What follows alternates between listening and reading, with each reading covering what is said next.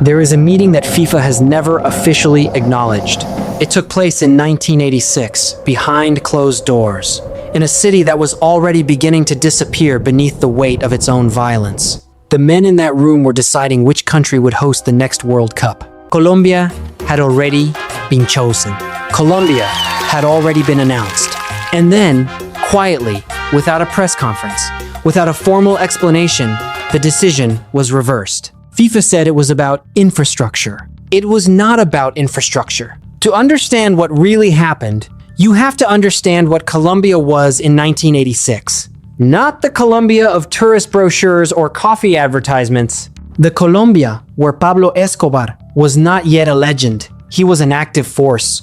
A man who had already bribed senators, murdered judges, and constructed a parallel government so sophisticated that the real government sometimes struggled to tell the difference. And football was not separate from any of that. In Colombia, football was never separate from any of that. Colombian football in the 1980s operated inside an economy that had no official name. Clubs were purchased, funded, and effectively controlled by men whose income sources did not appear in any tax filing. Millonarios, América de Cali, Atlético Nacional. These were not simply football clubs. They were financial instruments, mechanisms for moving money through a system that asked very few questions about where the money came from.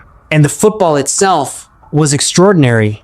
That was the detail that made everything so complicated. Because the players were real, the talent was genuine.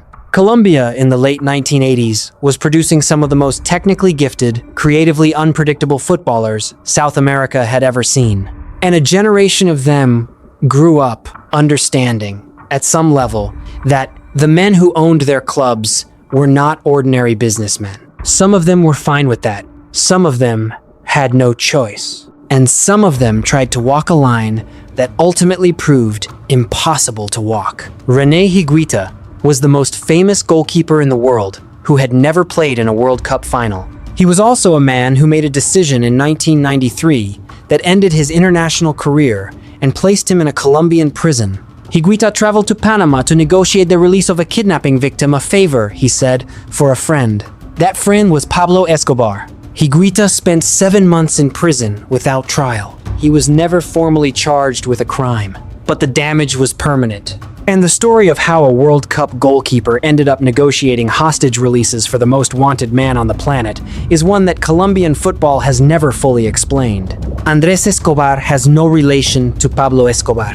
The name is a coincidence that history has made feel like something more. Andrés Escobar was a defender, calm, intelligent, universally respected. He was the kind of player that teammates trusted instinctively, not because of his talent alone, but because of the person underneath the talent. In the 1994 World Cup, playing against the United States, Andrés Escobar put the ball into his own net, an own goal. In the World Cup, against the host nation, Colombia were eliminated. 10 days later, Andrés Escobar was shot 12 times outside a nightclub in Medellin. The man who shot him reportedly shouted, "Goal," with each pull of the trigger. He was 27 years old. The official investigation produced a conviction. A bodyguard working for a cartel-connected figure was sentenced to 43 years later, reduced significantly. But the questions that were never fully answered were the ones about who gave the order and why a football result carried a consequence measured in human life. Those questions remain open. In Medellin, some things are understood without being spoken.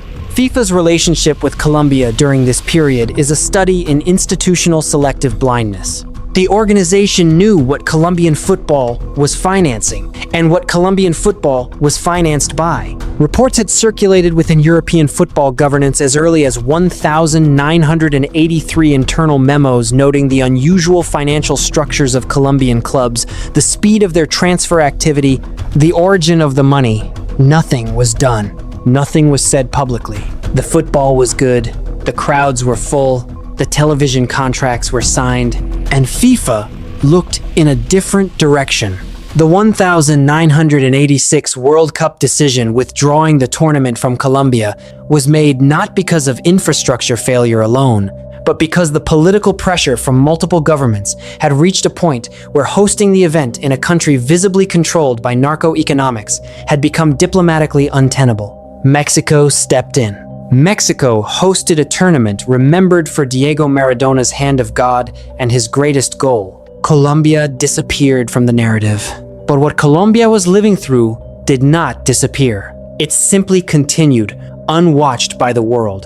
By 1994, Colombia had qualified for the United States World Cup as one of the most anticipated teams in the tournament. Pelé had predicted they would win it.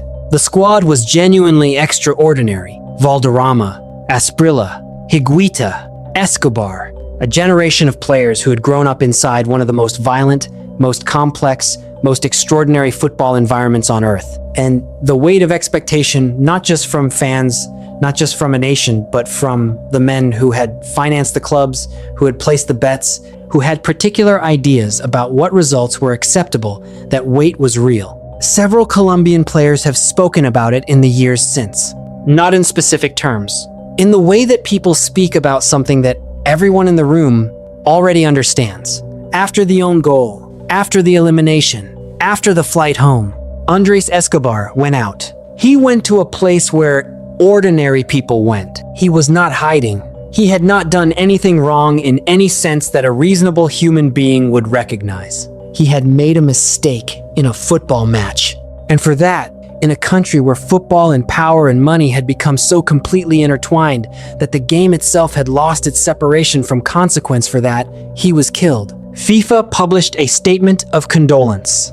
The statement was 4 sentences long. There was no investigation into the structural conditions that had produced the environment in which a footballer's own goal carried a death sentence. There was no examination of what football governance had permitted to develop across more than a decade. There was a statement, 4 sentences, and then the preparations for the next tournament continued. Colombia eventually returned to the World Cup in 2014.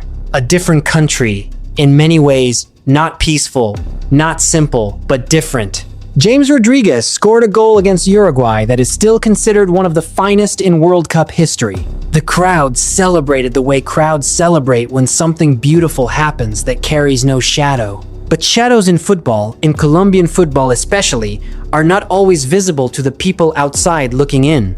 The story of FIFA and Colombia is not simply a story about corruption or narcotics or violence or the failure of sports governance. It is a story about what happens when an institution decides that looking away is easier than looking directly at something uncomfortable. FIFA looked away from Colombian football for the better part of 2 decades.